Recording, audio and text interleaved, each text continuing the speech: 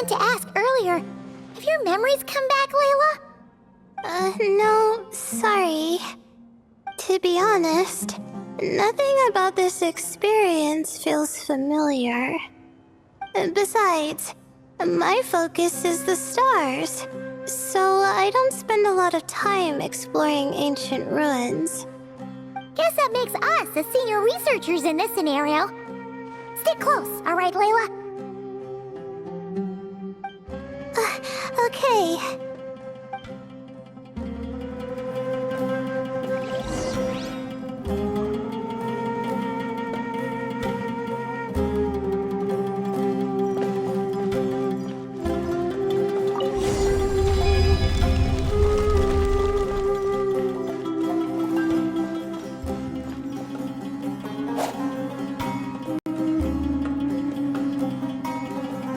Wow, what a tall ceiling. Yeah. For such a big place, it's so empty. Like no one ever lived here. Sure must have been boring to live in ancient times, staring at ceilings all day. Now that you mention it, I've heard some people used to draw star maps on their vaulted ceilings. Some might even make them transparent to better observe the movement of the stars. It sounds so nice. Stargazing from the comfort of your own home. Wait a second. I think I see something up there. Huh? How is Paimon supposed to do that? Oh, right. Flying. Duh. Alright. Sit tight, everyone. Adventurer Paimon will be right back.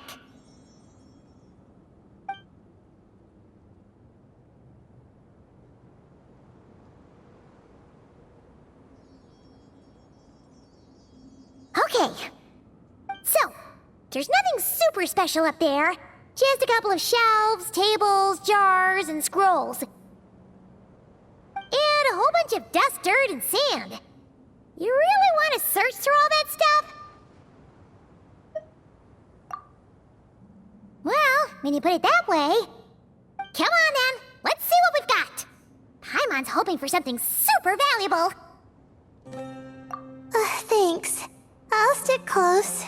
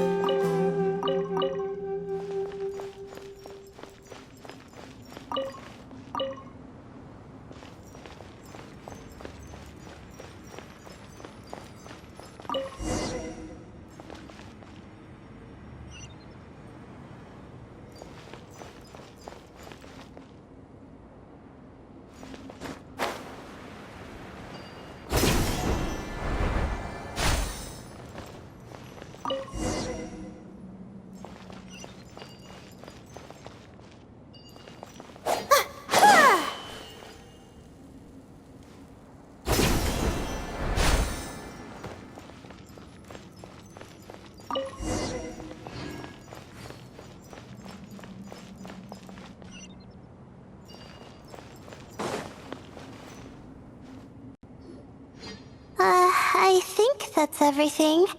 Most of the documents are in the ancient desert script, except these ones. These seem old as well, but the handwriting makes them stand out. Right! Let's arrange them in chronological order before we read through.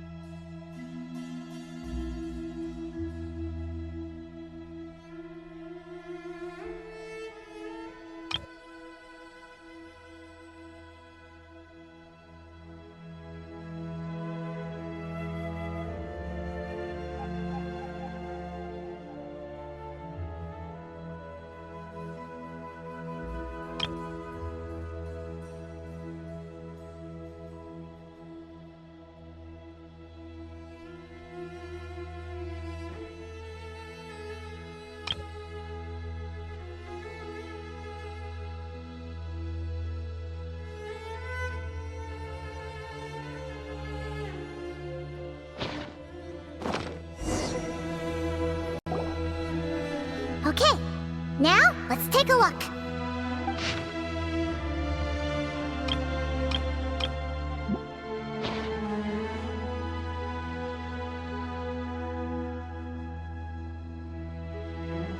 Maybe this person fell in by accident, like Mr. Jur and me. Yeah, maybe. But they don't sound super worried about their situation. So, either this person's an ace adventurer, like the Traveler, or some kind of super optimist. An optimist, huh? I wish I could be that sort of person. That's right!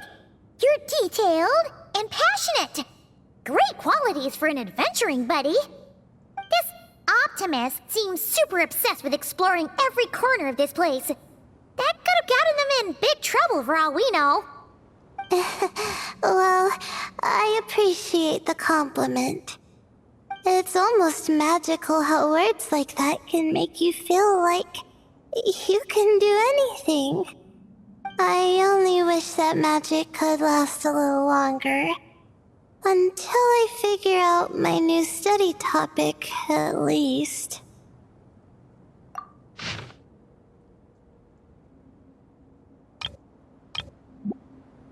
Oh, looks like you were spot on, Paimon. See? Told ya! That's what happens when you don't think things through. And all this talk about seniors and juniors, he was a student just like you, Layla. Whew, he sure talks a big talk for a student, though. You'd think he was some kind of old scholar instead. Huh. What is it? Did Paimon say something wrong? No, not at all. I was just thinking, and this might sound rude, but the way this person speaks is just so... you noticed too. I mean, it's good that he helped treat his companion's wound, but it didn't seem like it was out of kindness.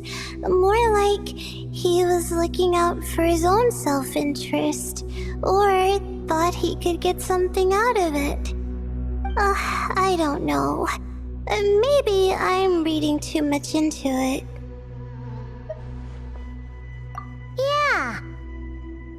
If you're both in this dangerous situation together, wouldn't you mention them at least once? If it were Paimon, she would write down the name of every single person she was with. No one would be able to get away. Actually, I find Paimon's approach quite sensible. It makes sense from a safety perspective, too. That way, if anyone came to the rescue, the notes would be able to tell them everything they needed to know. Whoa! That's genius level thinking! Well, I learned that from Madame Farazan, actually. I'm not speaking from personal experience or anything. Oh, no! I'm just a student. It's fine! You taught us something, so you're our teacher. Simple as that. Anyway, from the looks of things, the student who left these notes behind was pretty weird.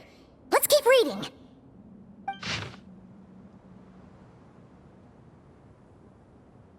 Whoa! Hang on! That's a lot of information. Paimon needs a moment to take this in. The Ibis King. So... did this person actually meet the Ibis King here? Sorry. Who? Jeez, not again! Stop teasing her, Traveler! You know she was asking about Nefer. Anyway, Nefer's, a friend of ours. And she's mentioned the Ibis King before, but not in much detail.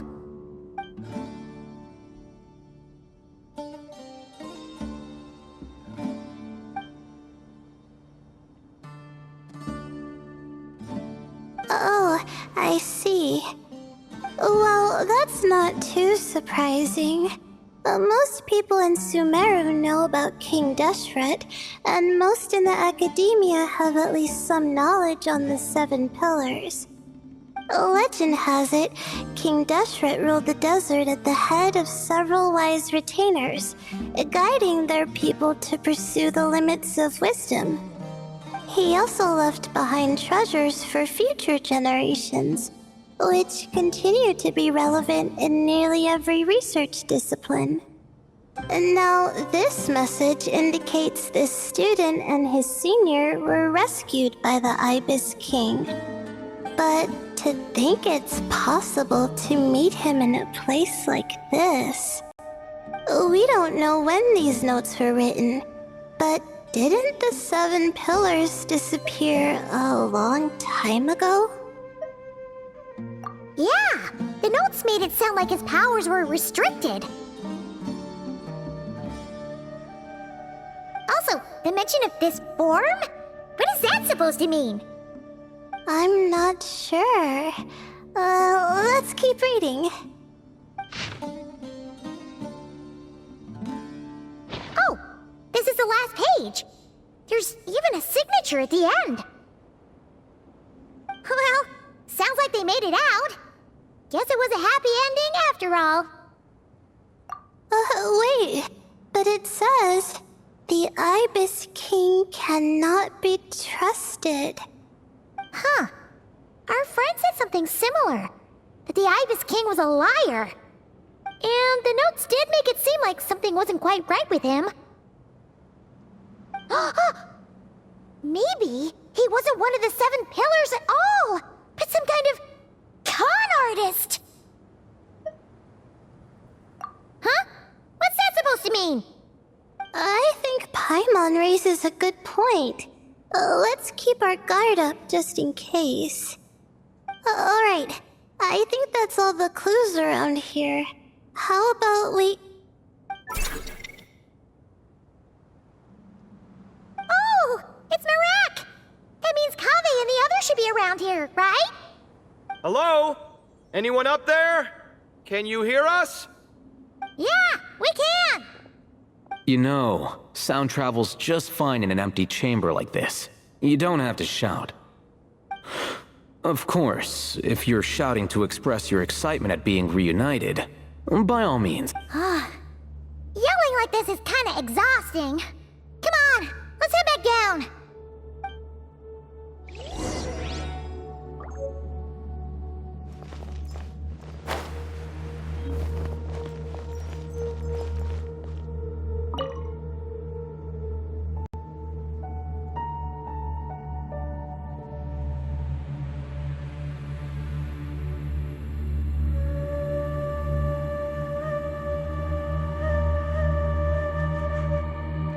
Wow, we all ended up in the same place, huh? Yeah, what a coincidence. Indeed. Or as I like to call it, the chai factor.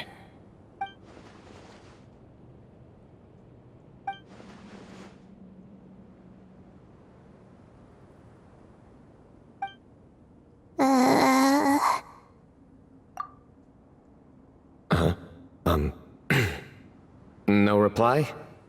Just say it. All right. Because it's spice to sweet brew again. Oh, hey, that's a new version. Oh, wait, what? You've never heard that one?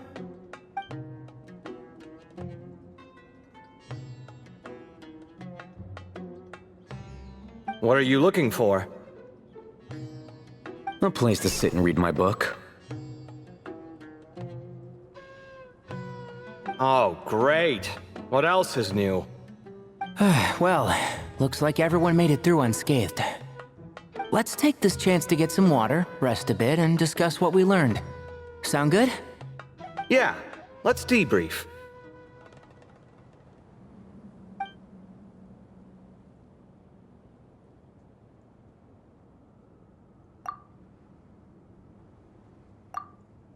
Okay, so we all learned a lot, but it feels like we ended up with even more questions.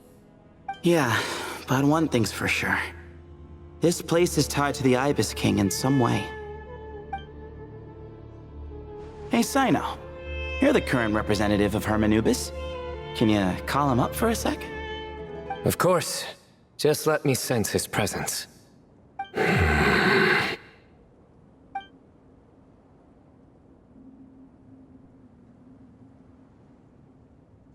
Just kidding. I can't sense him at all.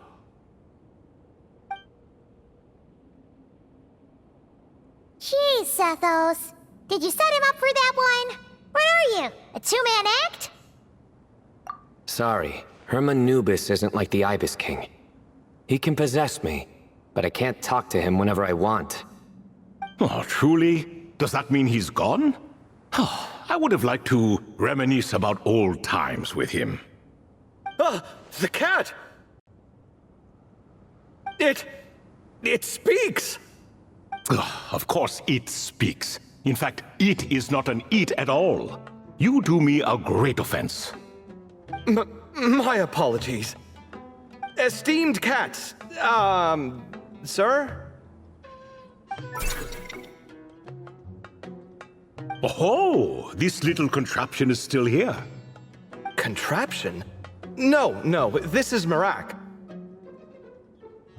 Which means you do his assistant a great offense. Huh? Well, I didn't mean... Well, I apologize. I wasn't referring to this Marak, but rather the thing that operates it. King Deshret was quite partial to it. I have forgotten what it was called. It must have had an official name, albeit in the old tongue. Even if I did remember, I would need to translate it into modern language. Ah, it's not important. Marak's a fine name. Even better than the original, if you ask me. Who thought of it? And the remodeling, quite well done indeed. This Marak looks much happier in its current form. Oh, and the components should have model numbers written on them. You can look them up if you're curious. This cat talks. A lot. Quite the one-sided conversation. Is this what the Ibis King was like? He seems quite eloquent. I wonder if he plays cards. Ha!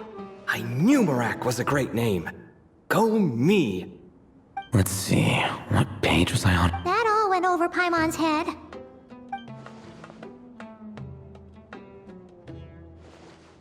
Hello indeed.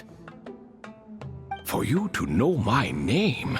Yes, I was not mistaken. You are special among your companions.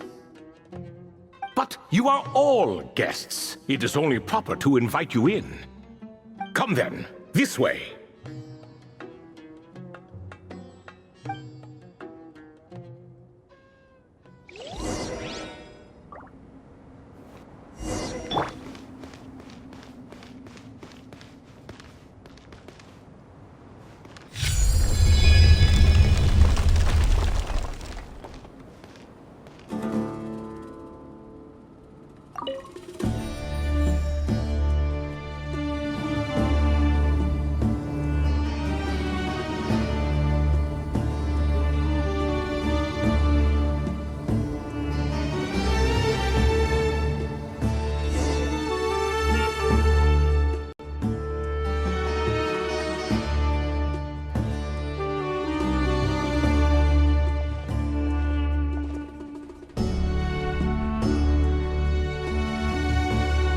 Welcome to my humble abode. Oh, your house sure is spacious, Lord Ibis King. I fear it's not quite what it used to be. In fact, it has long ceased to be my home at all.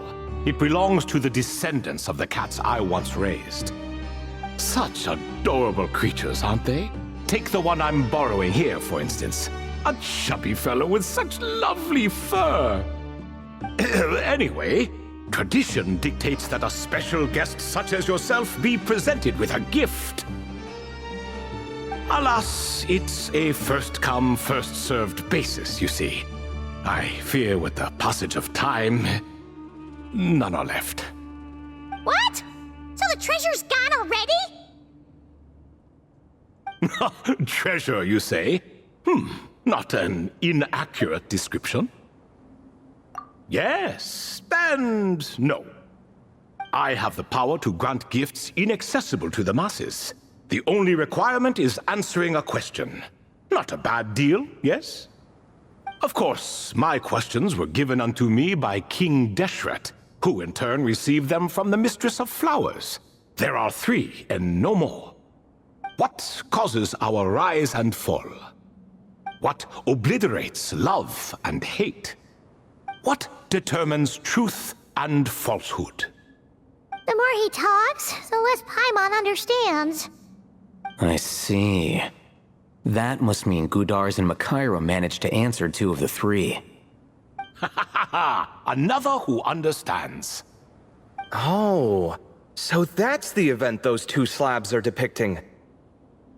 Ah, priests and their records. A singular obsession, and quite boring, too. After being imprisoned within Aru, I could, on occasion, take the form of a cat to converse with those around me. But I despised speaking to them. No conversational skills whatsoever. Now, humans like you who stumble in here from time to time, you are much more interesting. Hold on, we're getting off topic again. The 3 questions you just mentioned? What are they for, exactly? Ah, that is a story that begins with King Deshret.